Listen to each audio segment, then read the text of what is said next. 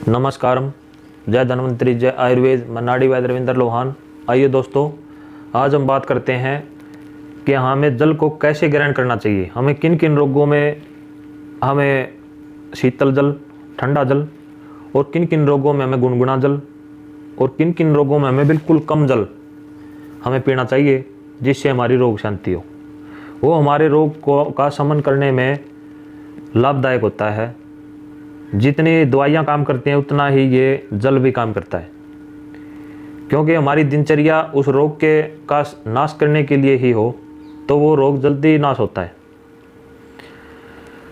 तो दोस्तों, हम बात करते हैं शीतल जल के बारे में। हमें ठंडा जल किन किन रोगों में सेवन करना चाहिए। अगर आपको इन रोगों में से कोई भी रोग है तो आप शीतल जल का सेवन करें।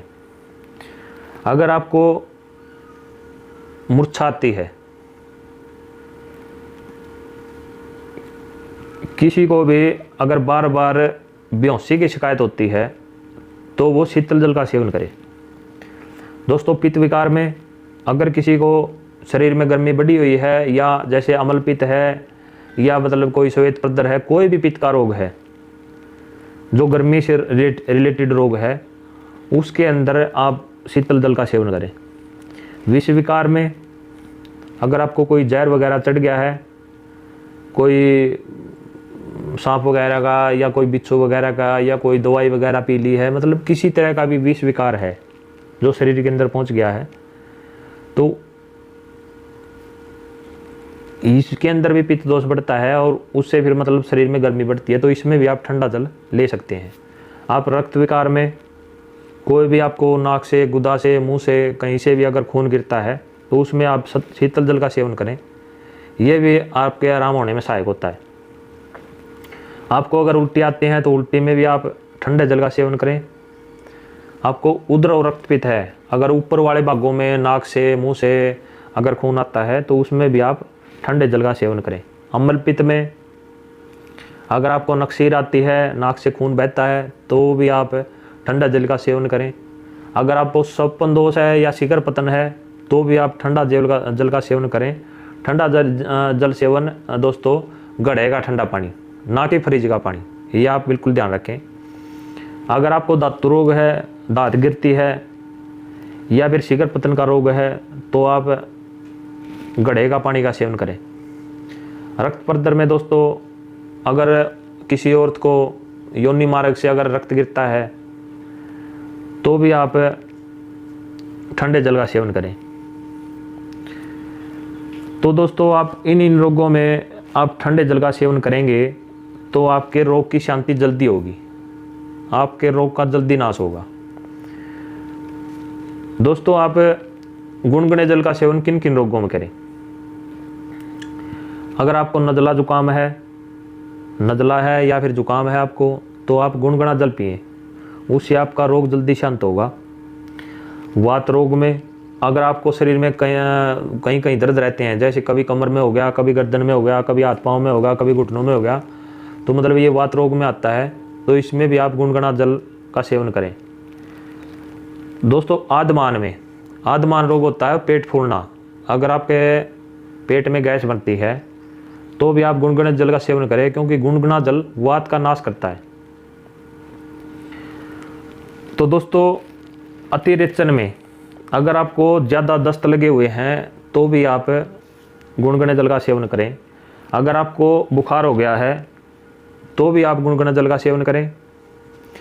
अगर आपको अरुचि है, आपको खाना खाने में बिल्कुल दिलचस्पी नहीं रही है, बिल्कुल मतलब मन खराब है, तो भी आप गुनगुना जल का सेवन करें, क्योंकि पेट में जब गैस बनती है, पेट बराबर आ रहता है, तो आपको अरुचि होती है, तो इसमें भी आप गुनगुने जल का सेवन करें। आप संग्रहणी में अगर आपको बार बार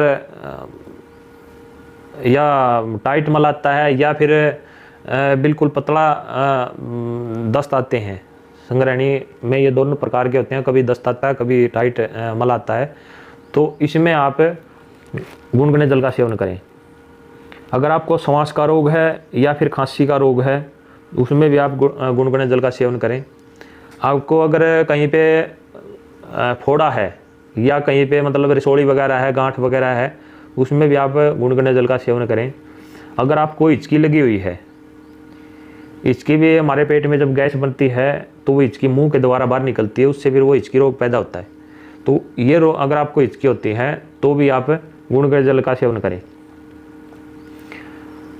दोस्तों, अगर आपने कोई कुल्ला वगैरह किया है या कोई गंडूस वगैरह किया है, आपने तेल से किया है, उसके बाद आप बिल्कुल भी ठंडा जल ना लें, कोई भी जल ना लें।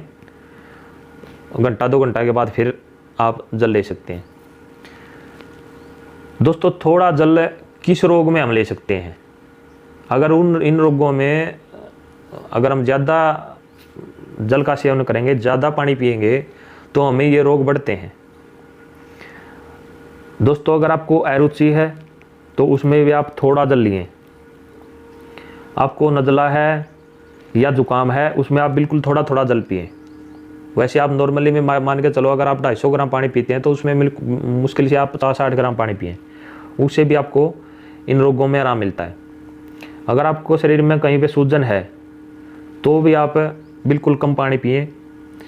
आपको टीबी है तो टीबी के रोग में भी आप बिल्कुल कम पानी का सेवन करें। पेट का रोग है कोई,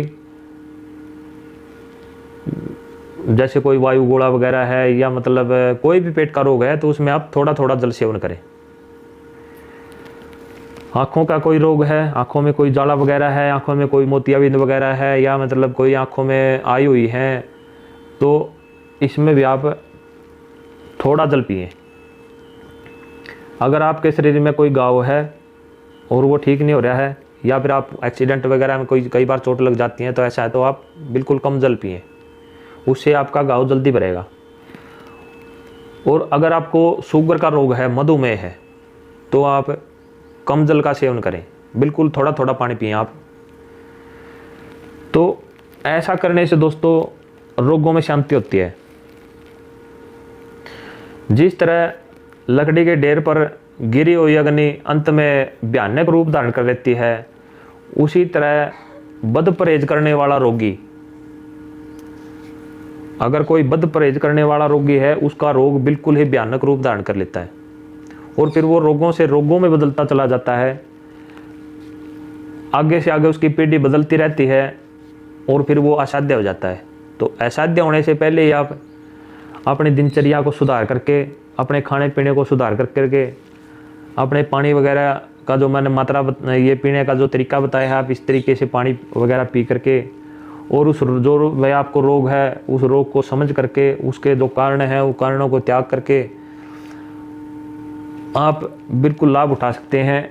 दुनिया में कोई भी ऐसा रोग नहीं है आयुर्वेद के अंदर जिसके अंदर इलाज ना हो, लेकिन हमारी समझ का फ़र्क होता है। क्योंकि आजकल आप देख रहे हैं एलोपैथी दवाइयों ने इतना ज़्यादा प्रभाव फैला दिया है, क्योंकि सरकार को उससे टैक्स मिलता है।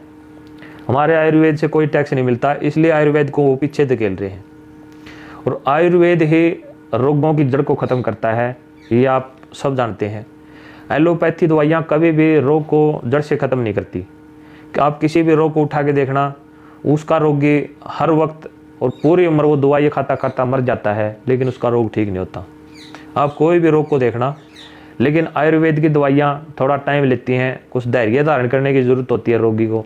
अगर रोगी धैर्य धारण कर ले और वो दवाइयाँ टाइम टू टाइम लेता रहे, परहेज करता रहे, उसके कारणों को बंद कर दे, या फिर अगर दवाई भी ना ले तो उसके कारणों को, जो जिन कारणों से वो रोग बढ़ रहा है, उन कारणों को बंद कर दे, तो उससे भी वो ठीक हो सकता है।